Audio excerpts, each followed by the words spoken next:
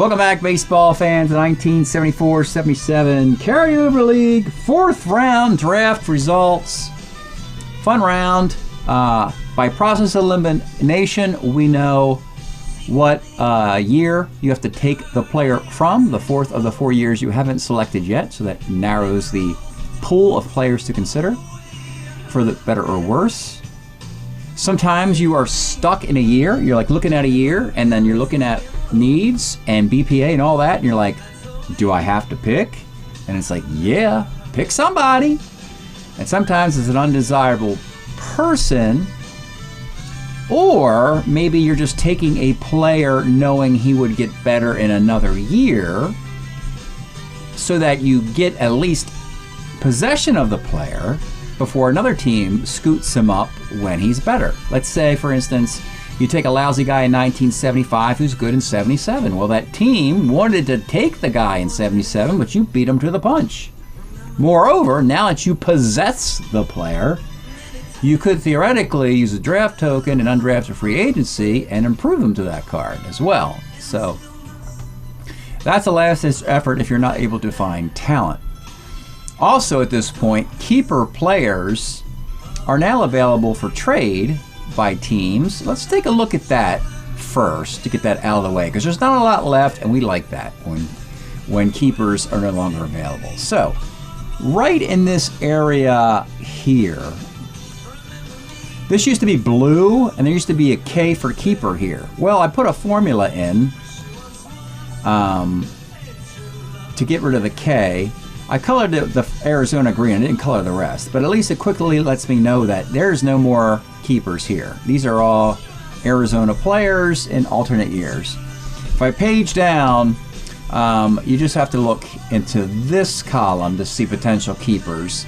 I just haven't gotten around to shading that. It's kind of time consuming, but at least it puts my antenna up as to who is still unclaimed on the keeper list. So I can quickly go to here and determine if anybody is here. And as I go down, so Bill Melton is still on the California keeper list. They just haven't decided which year to use. And Bob Reynolds is probably dangled in a trade because they've locked up their 74 players, and that's the only year he can play. So Melton and Reynolds, Melton they'll probably keep. Reynolds they'll potentially trade, California. The Cubs haven't decided on which year to take Rick Russell yet. They got 4 options. He's not available in a trade. Same with Wilbur Wood. He is not available in the trade. They'll take him in 74 after further review. The Reds, nothing there, nothing here, nothing there, nothing there. Right now, the top available player would be that reliever, Bob Reynolds. Nothing there.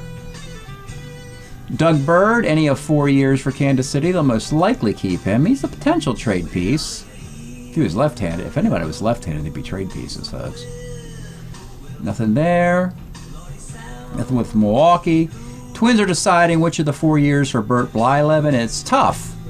I mean, it's tough.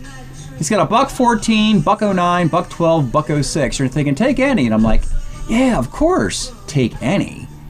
What if you take the wrong one? And he goes 0-7 or something. And the other card you wouldn't have taken would have gone 7-0 in that hideous fiction. But, we're superstitious about things like that sometimes. Mets, Yankees, nope.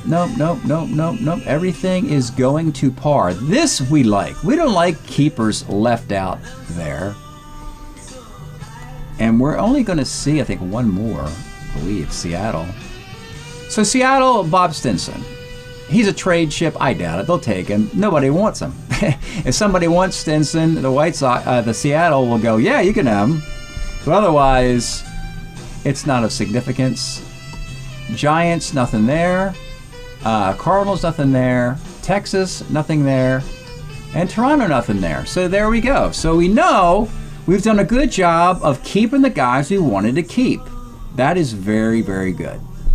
This round will have 2 trades in it, and we'll get into those as we get started. But we begin with Kansas City. The year is 1975. and we determined that it is Paul Splittorff's best year of the timeline. 9-10 with a 317 earned run average. Doesn't pitch on 3 days rest. Probably a good thing. Less seems to be always better for Splittorff. When he's under 200 innings, he's actually pretty good. When they make him pitch a lot, he starts getting meh. Just a starter 6, puts guys on, doesn't give a lot of extra base hits or home runs. Paul Splittorff, lifetime Royal. You would never have guessed that. That's the case. Lifetime Royal. All right. Florida Marlins on the clock. And they actually, because they traded Figueroa to the Yankees for the first-round pick, they had already had 4 selections. So they actually just kept moving to the next year, which is 77. This is a smart move. They improved Dave Lemanchek, a guy they acquired in a trade with the Tigers, to 252 innings. Let's take a look at Dave Lemanchek. Now, he's a starter 8. He's not glamorous. That's 7 out. I like that. I like the 7 outs. Doesn't have a lot of hits when you have 1 to 5, 1 to 2 outs, and 7. Some walks, not a lot of homers. The reason they got him to pitch on 3 days rest as a starter 8 is that the only other guy to do that on the team is Don Wilson, who tragically passes away at the end of the 1974 season. So at least next year, they won't go into the draft with a need for an innings eater. They'll at least have Lemanchek as the default ace as a starter 8 and going to pitch on 3 days rest. So if you got nobody, that's kind of rough. But at least they got one guy, and they should be able to find a second guy to replace Don Wilson next year. The Cubs next took, I believe it was Bry, I believe. Let's check this. Yeah, they traded for Steve Bry, who has a center field option and DH option. And look at the power here for him. His 1 year of power and great defense, and a right-handed bat. Those are the ingredients for the Cubs. Left-handed bat they had covered with Billy Williams and Joe LaHood. Right-handed bat they had Cardinale, and now they have Steve Bry. 252, but a 4.23 slugging. Not bad. Good defense. That'll help the Cubs. Basically, without Jerry Morales in town, Steve Bry is your poor man's Jerry Morales. Eventually, Bry will be gone. Morales will probably be traded to the Cubs. All right. Next up, Seattle on the clock. Oh, I like this one. They had a year 2 option on Bierstein. If you're wondering, Bill Stein, look at the Bills. Bill Stein was the original Bierstein player. And then, unfortunately, I got into this nasty tick where every guy called Bill, I called him Beer, like Beer Singer and Beer North, forgetting that it's just reserved exclusively for Bill Stein. It's the Bill Stein Bierstein Club here, folks. Anyway, Bierstein is all over the infield, did it for the White Sox, now he's doing it for Seattle, and they need him all over the place. Seattle needs guys to play multiple positions. And that's a year 2 option. They're about to lose him. They don't. Anytime you pick a year 2 player, you're snatching victory from the jaws of defeat. Most likely, you don't take Bill Stein now, someone else will scoop him up. Vegas on the clock, and guess what? We are going into the retirement pool of 1975. If you watched the last round, Will McEnany, an undrafted free agent of 1975, was taken as the only left-handed undrafted free agent. Well, guess what, folks? In the year of 75, Jim Crawford's the last cookie in the cookie jar, as guys in undrafted free agency, on waivers, or on retirement. That's it. There are nobody left. Nobody can throw a baseball with their left hand in 1975 anymore. And you're wondering, what are you talking about? What, is Strat-O-Matic not print them? Well, technically they're already in the league, in alternate cards, in alternate years, and possibly on alternate teams. Which brings us to a little quandary. The number of left-handed pitchers year to year does not go up or down significantly. the number of right-handed pitchers does. You get a lot of guys leaving the game and entering the sport who throw right-handed. Do you got a fastball? You're probably getting in the league. Lefties? My goodness, you need a lot of seasoning in the minor leagues to figure out your craft. And so it's a stagnant number. And so it's hard to, and this is the case, Crawford was kicked out of the league. Here was the situation. He didn't have a 1974 card, so he had to go in retirement, but he has a 75 card. And it's okay. No homers, some walks over there. We like the no homers. And he's a suitable lefty. Moreover, look, they don't have a lefty quandary anymore. They got Ken Brett, they got Jim Crawford, they got Woody Fryman on this team, so they don't have to worry about lefties anymore. And of course, the red means pulled out of retirement. Smart move for Vegas. So right now, anybody else, if you need left-handed pitching, you got 3 years to consider. Because 75, the door is closed. The left side of the mound is officially closed. All right, the Padres on the clock. It is the year 74. So they took Nate Colbert's last good year, or at least half a year. Still great defense at first base. He can steal some bases and he can still run the bases. And he hits lefties pretty well. He kind of struggles over there, but he still has walks and some power. But he's probably better off to work in a platoon, which he will with John Milner at first base, the lefty-righty platoon. Nice choice for the Padres. Next, the Blue Jays. Oh, smart move. Again, if you're in a pinch and you got a year and you don't like the options, think of internal options. Think of improving the guy you already have. And one of those is Tim Foley. Let's take a look at this. It's your typical Tim Foley card. 2 shortstop, nice stick, good bat handler, doesn't strike out. 1 exception, or 1 significant improvement to the Tim Foley card. Right here. Full-time power for Tim Foley, who starts turning on him, folks. He's got 6 dingers in 1976. And so that's full-time power shortstop. That's a get right there. How many times did he strike out? I am curious on this one.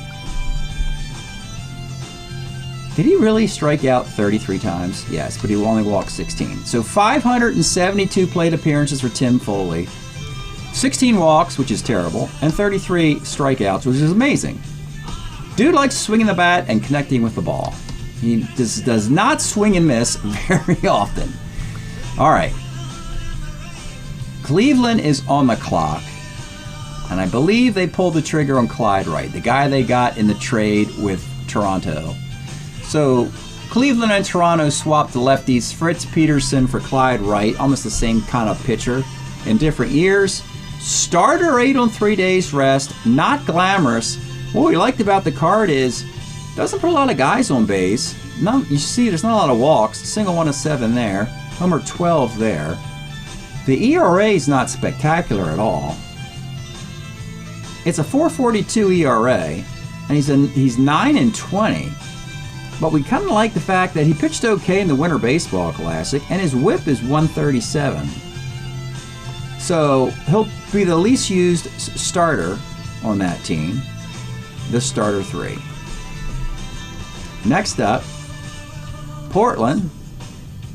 Oh, they found a year 2 rookie in the year of 76, and a guy to close out games for him, for better or worse. And that player is Joe Kerrigan. Joe Kerrigan was once the Red Sox pitching coach. Here he is. Relief 2, default closer for the fictional Portland team. You know, better against righties and lefties. Okay. Mostly the closer, because all the other Portland relievers are like relief 4, starter 5, relief 3, starter 6. He's really a dedicated reliever with only 2 innings.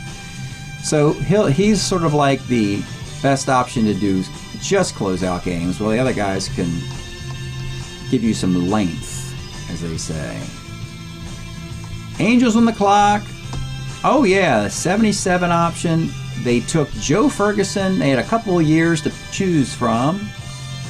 74 and 77, Joe Ferguson's pretty good. 74 with the Dodgers, he's your World Series catcher. 77, probably not a full-time catcher, though generally you shouldn't be. Catchers, you should have 2 catchers per team anyway. He's not particularly good against lefties, as you can tell. But that translates to being very good over righties, as you can tell. Don't forget to walk on 2.7, 3.5, and 3.6 with this template. He's got like a 380, 400 on base with the power on the right side. And a -1 arm. Joe Ferguson putting it all together for the Dodgers twice in the timeline in 77. Interesting that he was a Dodger, now he's an Angel, because the Dodgers Angel will make a trade in this thing a little bit later. Here's a note that next time 1974 comes around, the Angels are planning on taking Bill Melton there. So he'll have to, Melton's going to go out, grab a bite to eat, kind of hang out on the boardwalk a little bit, and then wait till his number's called in the 8th round. All right, next up,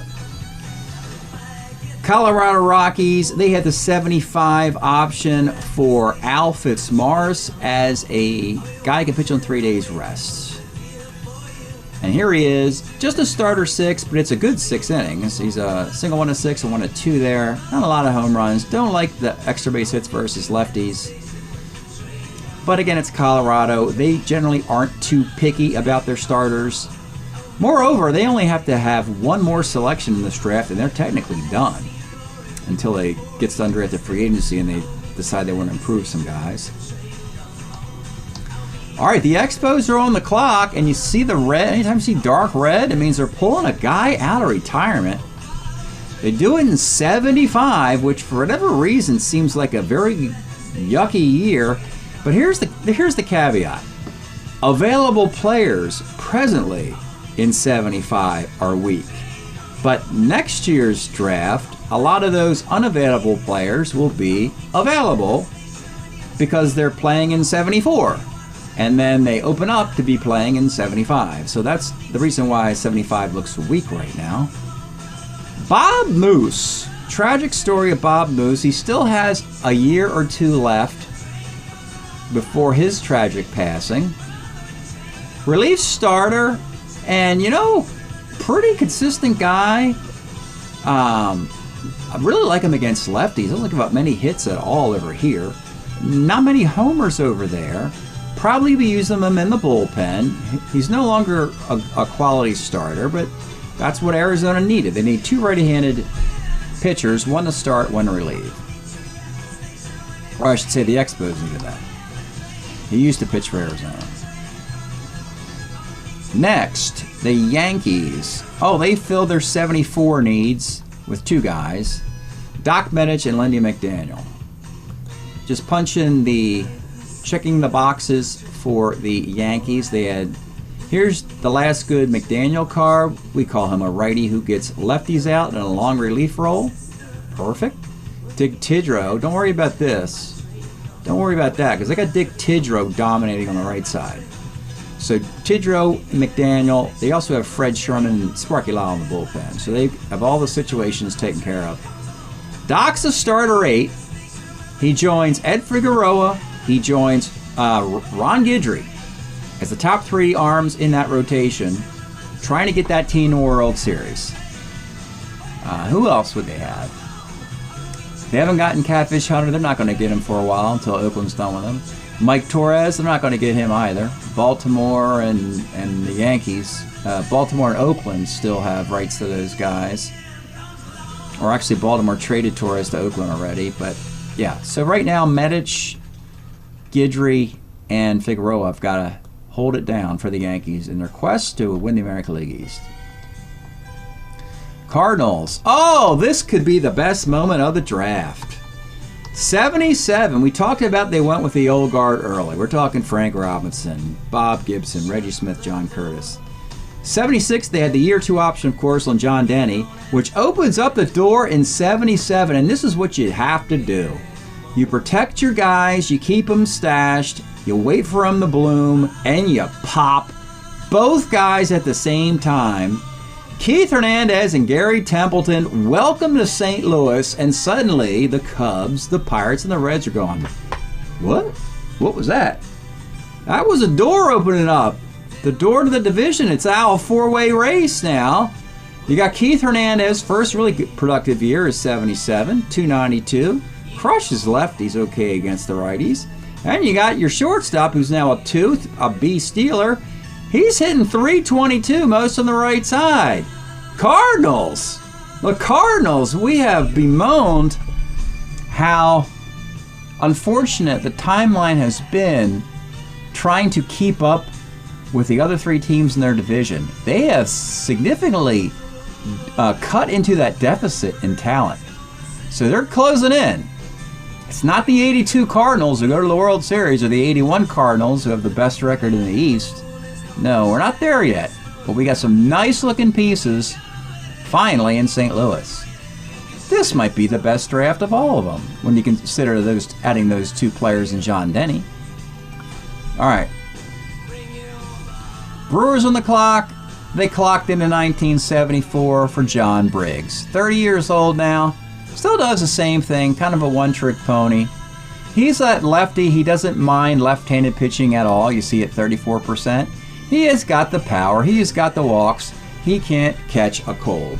So no, he can't catch a fly ball until it stops rolling. But that's all right. Plenty of homers and walks for John Briggs. They might move him into the leadoff spot. They have no speed on this team anyway. They traded Pat Kelly away. So yeah, Briggs might be that guy. Again, he's still here because Gorman Thomas hasn't bloomed yet. Molitor's not here yet. Gantner's not here yet. The Milwaukee's still got that middle 70s taste to them, which is not nearly as good as the Harvey Wallbangers of the later decade. Houston's on the clock. They had no catchers on the roster at all. This triggers another move later in this round. So they went into undrafted free agency in 75. Obviously, 75, it's like, well, you don't want a pitcher. We know that. A left-handed pitcher. But catchers are available. They took catcher 3 because he's a left-handed catcher and he's got the best average. It's Bill Fahey, who brought his game to the Texas Rangers no more, and the Texas Rangers would have to pivot. You'll see they do it nicely. This crazy card of Bill Fahey, 37 at-bats, and then 1 plate appearance against a lefty. He walked. 37 bats over here, he hits 300. You see that? I don't know, even in a rounding error, 37 divided by 38 is not going to get you to 99%, I don't think. But for some reason, yeah, 0% on the left side, and no walks there. Somebody at Strat-O-Matic was having fun. They were just kind of goofing around with this card, going, let's just throw this card in the league and see what happens. Let's see what happens if somebody, has some fun with this card. And we're going to have some fun with this card. Let's look at the stats here for Fahey. Here they are. 37 at-bats, 11 hits, a walk, and 10 strikeouts.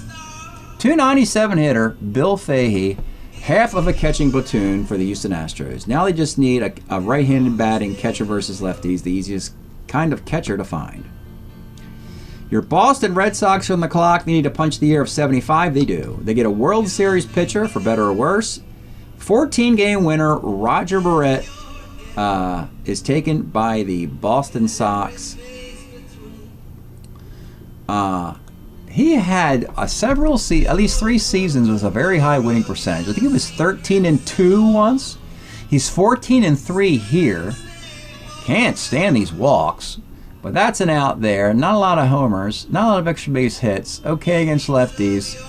Slightly head scratching. I guess you got to remember he's pitching in Fenway Park, and he's not Bill Lee. Bill Lee's the only guy who figured out how to do that in the 70s. But he's a starter 7. He had been in the Boston bullpen the last few years. He is now finally in the Boston rotation. Finally. And maybe that'll get them to that 75 World Series. He'll have 2 cracks at it with that card. This year and next. All right, the Rangers are on the clock in the year they just they had the commissioner award, so they had an extra pick, so they move into 77. And based on the fact that they're probably going to go with a full-time catcher, Jim Sundberg was hitting 242. Not anymore. He was hitting 242 with a -2 arm. Well, folks, he's your 1-4 catcher hitting 291. Where's the injury? And the injury's on a 2. So when the injury's on a 2, the team does not have to get a second catcher. They can just denote one of the players to be the emergency catcher. Is how I play this.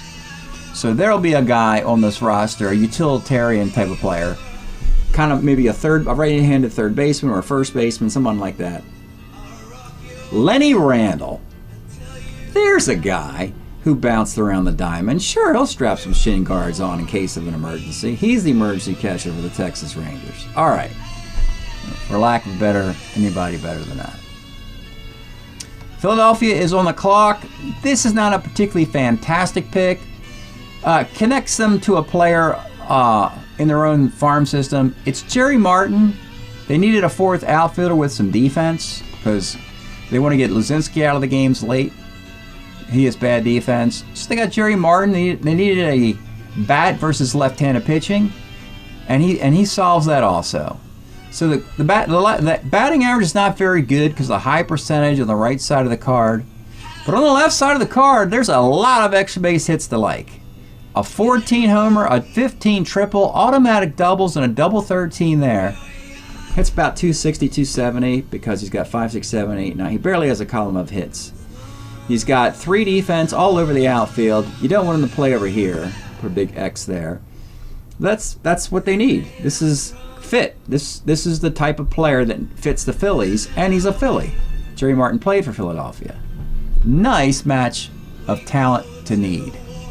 That's the key to this draft, folks. You got a 20-man roster, and it's about fit. You can stockpile extra hitter, extra DHs and stuff like that, but if they're not going to play, you're wasting time, and you're going to be vulnerable at different positions on the diamond.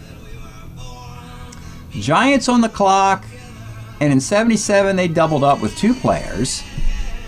They went with a rookie, Bob Knepper, and they had the rights to Gary Matthews, and believe it or not, they punched his card at age 26, even though by then he was traded to Atlanta, and so he's going to overstay. He'll have an extended stay, we often like to say, with the Giants, picking up one of his Atlanta years, and we'll show you why that is. So here's Knepper. He can pitch in the bullpen, even though he's a starter 6. Or we could put lefty Mike Caldwell in the bullpen as a starter 7, relief 4. Both guys are pretty good. We'll just put Caldwell in the bullpen. He'd be used more, or he'd appear in more games. Knepper would have more innings but fewer starts. So I think I'd rather have Caldwell used more significantly than Knepper. Nice pitcher, just at the beginning of his career as well. And then here's Matthews. This is an Atlanta card, and for the first time in a while, he was a C stealer for 3 straight years. He's back to being an A stealer like a rookie. Isn't that weird? He goes to Atlanta and he's stealing bases. Doesn't make a lot of sense. You figure nobody wants to steal in Atlanta because of hitting all the home runs. His defense is now into the 4 range, but you know what? You got all this extra outfield defense. You might as well use it. You got all 2s. You got Joshua Herndon and Mercer. So Matthews can come out of games late for one of those 2s. He's starting to draw more walks, and now you get a leadoff guy because he's the only guy with speed on the team now. Giants have slowed down. So Matthews will now be the leadoff hitter for the Giants, and that's a 4-year contract. The Braves will eventually come calling for this card, but for now, Giants are going to have him. See what happens. You know, we always thought that why did the Giants trade Gary Matthews away? He's such a good player. Why not just hold on to him? Just like all those other center fielders you traded away. But all right, Tigers on the clock. All right, this is a cool move. They simply upgraded Mickey Stanley. So Stanley, as an outfielder, was hitting righties better than lefties. But Jim Northrup is now strictly in a platoon, righties only. They need an outfielder versus lefties. So that's why they upgraded Stanley to exactly that. Look, it's all over here now. And he's crushing it. Look at the homers and doubles and hits. And he's still the one in the outfield. You put a big X over here. This is Jim Northrup over there. So now Stanley and Northrup, two stalwarts of the Tiger franchise, they're now platooning in right field. And their old right field, or Al Kaline, is your full-time DH. And your old DH, Willie Horton, he's roaming left field. They put him out there in the pasture. Willie Horton, give him some goats, and they're cutting the grass, and Willie Horton will just be playing left field, for better or worse, for the Tigers this year. All right, next up, Arizona Diamondbacks. All right, they needed a reliever, and they found actually sometimes when you don't like the relievers, consider a starter who can relieve. In this case, from the waiver list, they found that Bill Hands is 34 years old. He's pretty competent as a relief starter. We didn't take Bill Hands' picture. They don't have Bill Hands' picture here, but he's a relief starter, and he doesn't give up extra base hits. A bunch of singles on his card. All right, next guy. Next team, I should say, is the Twins. This is a nice pick. By the way, the next two teams are the Twins and the Pirates. So the Twins needed a righty and a lefty, a right-handed reliever and a left-handed starter or reliever. We told you it's 75, so you're not going to find any left-handers. So they said, well, I guess we should get a righty. So they simply went to undrafted free agency. If you recall, Will McEnany was L1, top left-handed reliever. So they smartly took R1, Kent Tekulve. And it's interesting, he's 28 years old in 1975. By the time he gets to his heyday in like 79, 80, he would be, well, he'd be 32 years old. I didn't realize he was that old. But Tekulve, Pirates probably should have put him into the league by this time. They didn't. It's a 2-year contract, and the rationale on a few fronts for the Pirates' lack of interest is Dave Giusti is also good or better in 75. We're about to find that out. But let's take a look at Tekulve here. So, yeah, he's got some limitations, obviously, which is why he hasn't been drafted yet. You know, he's just putting too many lefties on base to close games out. Dominates those righties. The Twins will get 2 years out of him and then most likely trade him to Pittsburgh when they, you know, compete for that 1979 World Series win. So that's what the Twins did. And then the theory is you just stole one of Pittsburgh's players, right? Well, Pittsburgh on the clock, they take 75, same year, Dave Giusti. Let's take a look at him. So they lost out on Tekulve. Well, they'll have Giusti coming back. Look at the righty. What a stark contrast. Look at this righty who just dominates lefties. Was always known to do that, but now it's even more tilted to just killing the lefties here. What we like on the right side is on a 3, fly ball there. Gives up some singles, single one there. They have a very good Ramon Hernandez. I like Giusti more than Tekulve in this particular year. And like two ships passing in the night, it's 1975 for both players, so 2 years for each guy. And then after that, Giusti will retire, and the Pirates will call the Twins and make a deal for Kent Tekulve. Is how that'll play out. Smart move for both teams. Next up, Oakland. Oh my goodness. Oakland is gearing up for a trade, and they're targeting the Cincinnati Reds. So one of the guys they have is a really good lefty reliever named Dave Tomlin, who spent some time with San Diego and also the Reds. It's a really good lefty setup guy. But just to ensure that the Reds would sniff around, the A's had the rights to Doug Flynn in 1976, a really nice utility infielder. Great defense all over the diamond, hitting .283. And they also decided to improve Rusty Torres to make him a better defender in the outfield and also to hit lefties better than righties instead of the opposite. So let's take a look at these guys.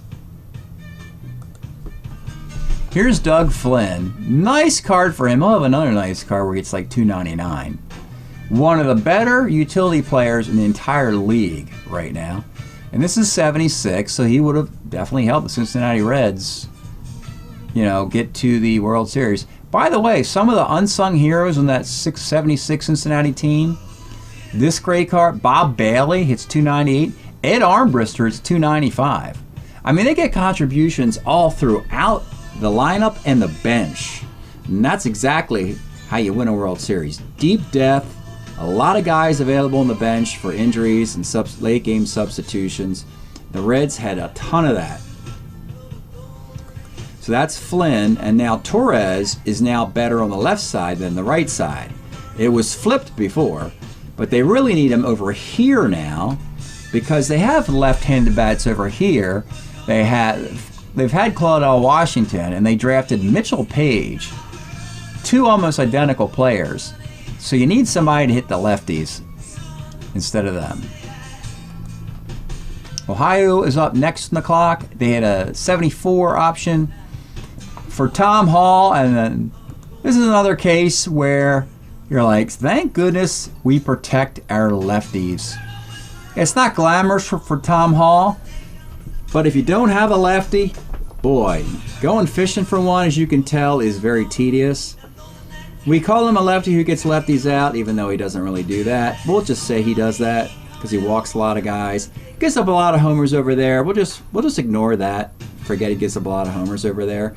He throws the baseball with his left hand in Ohio. That's all they're concerned about at this point. They don't want to go fishing.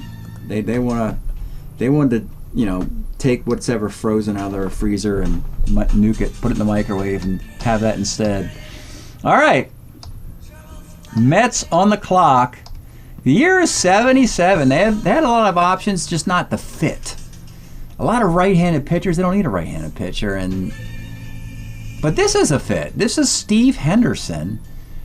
Cool player because he actually has some significant years for the Mets later. Led him in hitting a few times.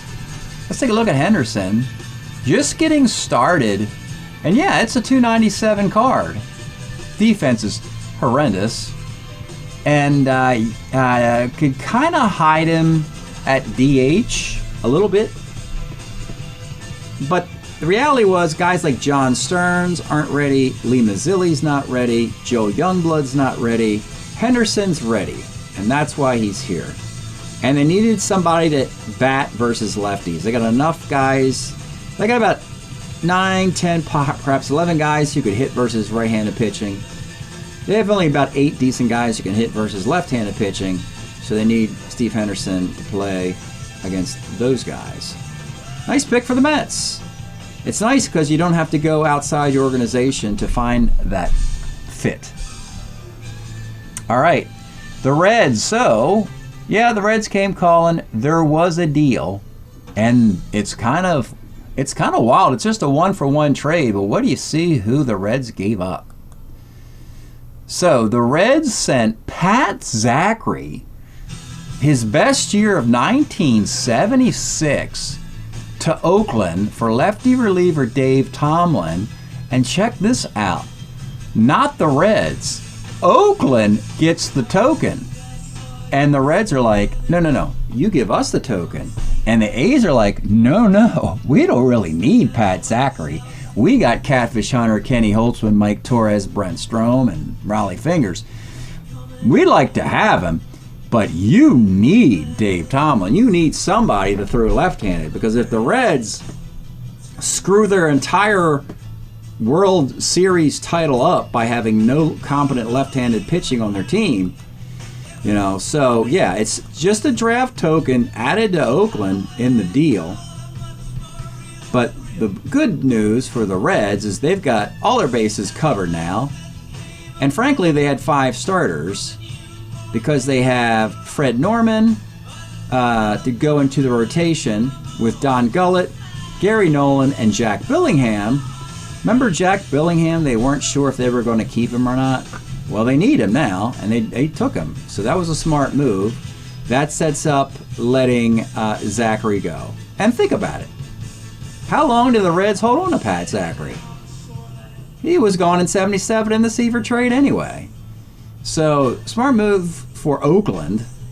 Actually, a smart move for the Reds, because I don't think the draft token is going to amount to a whole much, because I don't really think the Reds or even the A's really need to do much improvement to their roster.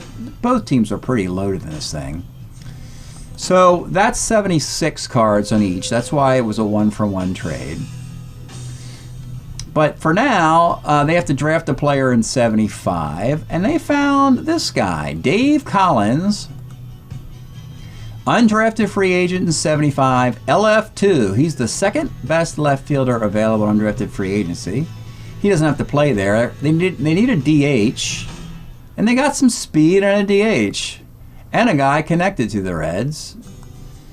Dave Collins of a really nice year, 1979 for the Reds. So that's coming up in a few years. But this is a nice on-base percentage, great base stealer and runner. They don't really need him to play the outfield, though he could. You just really want a DH versus righties where he gets on, steals some bases, switch hitter. Not glamorous, but it's the Reds. They don't really need a whole lot. They really needed to make that Tomlin trade, and they did. So they're happy about Tomlin more than Collins. And they only have a couple more spots to fill out on their roster. All right, Baltimore is very patiently just punching the boxes without adding a second player. So they have 3 more players to fill in the later parts of the draft. Baltimore took the 76 Lee May card. And Lee May, in 1976, led the American League in RBI with 109. That's about 20 more RBI than he had ever hit in any of his other years in Baltimore. Plenty of balanced home runs on both sides. Hate that single one line out there, but... And again, the whole 1976 stats are a little dubious. Here's your American League RBI leader. It's not glamorous. Greg Nettles, 32 homers. That leads the league. Munson gets MVP, though we think Munson's better in 75 and 77, but he got the MVP in 76. 76 is not a particularly great year, folks, like I mentioned, unless you're Mark Fidrich. It's pretty much the year of the Bird, Mark Fidrich, and the All-Star Game in Philadelphia. All right, next up, Atlanta's on the clock. They found a nice guy in 76 when they were boxed out. They didn't know what to do, and they found a wavered guy who had 2 lackluster years. After 73, Reggie Cleveland kind of bottomed out in 74 and 75. But in 76, Reggie Cleveland had a little bit of resurgence here. Look at this nice little card. Starter 7, no homers on it. Put some guys on base, but I like the lack of home runs. That's nice. He's got a 3.07 ERA. They made him a starter 7, 41 games, 14 starts. I would have thought relief starter, but they made him starter 7, relief 4. So he'll fit nicely on Atlanta as their number 4 starter. Nice move for the Braves. A diamond in the rough off the waiver pool. All right, just 2 more teams left. The Dodgers had to make a deal because they weren't particularly happy with what they had in the farm system in 1977. Again, they usually traded for all the 77 talent. They traded for Dusty Baker. They traded for Bert Hooton. They traded for Jerry Royce. They traded for Reggie Smith. You get the idea. So Davalillo actually was a Dodger, but the Angels acquired him in free agency in the 77 season draft. So they traded him back to the Dodgers. And even for a marginal pinch hitter type player, they got a draft token out of it. We have the that move here. So Davalillo to the Dodgers, and the Dodgers had to fork up a draft token to the Angels. So the Angels got some currency out of it. The Angels also got Joe Ferguson away from the Dodgers. So yeah, smart moves for California. Smart moves may not translate to a great team for California. Dodgers needed another left-handed bat. If you recall, the Dodgers were right-handed heavy. Yeager, Garvey, Lopes, Say, Russell. But Davalillo can be your DH. If you're wondering, he's got the 2 template. Manny Mota had the 1 template. So Davalillo was your left-handed pinch hitter for those Dodgers, and Mota was a right-handed pinch hitter, and about the same number of plate appearances.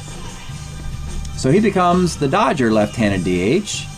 Unlike Manny Mota, he hits about 90 points less, so no limitation on how he's used. What I like to say is he doesn't hit into double plays, folks. So there's that. He'd be a good number 2 hitter. You know, no double plays, score guy. Lopes steals second, scores on the single, or he goes first to third on the single. Nice pick. Vic Davalillo to the Dodgers. All right. And the final pick is the White Sox, who punched the clock for their 4th protected guy. Again, they're going to add Wilbur Wood down there. So the 4th protected guy is Jerry Hairston in the year of 75. A guy they traded in the offseason. They traded Buddy Bradford, who had turned into just a lefty killer and not a righty killer. And Jerry Hairston is still very productive in 75 as a White Sox player. And he has a 400 on-base percentage over here. 400 on base. So, yeah, he's an East Steeler. Don't really care about that. But you need a guy to get on base at the top of that lineup. So he's going to bat first or second for the White Sox. One of his best years. That is a lot of on base for the White Sox. Again, the defense isn't great. They're going to have to get a practically Alan Bannister. If they can get him, because he can play the outfield and the infield. He's like a 3 in the outfield, and he could be a utility infielder at the same time. That would be a great pickup. And another catcher. That's really all the White Sox need to begin their defense of the World Championship. And so that's the final pick of the 4th round 1974-77 Carryover League. When we resume, this is interesting because we go to 1977. We close 3 boxes. We concentrate on the 1977 box. If you haven't taken a player in 77 yet, meaning that Kansas City doesn't need a guy, Florida doesn't, the Cubs will be the first team drafting, and they'll most likely take Rick Russell, we believe. Seattle will take a guy. It could be Bob Stinson, we believe. And Vegas will potentially improve Tom Hutton to a 300 hitter. That's a kind of a sneak peek of the 5th round of the draft. The 5th, 6th, 7th, and 8th rounds of the draft begin in the 4th year out, which is 77, because you're going to have the biggest impact there, so you want a productive player in the 5th round. And in the smallest available talent pool, which is what is left of 74, even if you get an undesirable player, it's only a 1-year contract. So you do the best in the 1 year with that guy, and he's gone at the end of the season. So that's why we start 74, 5, 6, 7, and then in the 5th round, it goes 7, 6, 5, 4. That's it. Thanks for tuning in to Draft Results. Appreciate all the comments, and hope you're enjoying this kind of stuff. We'll see you next time.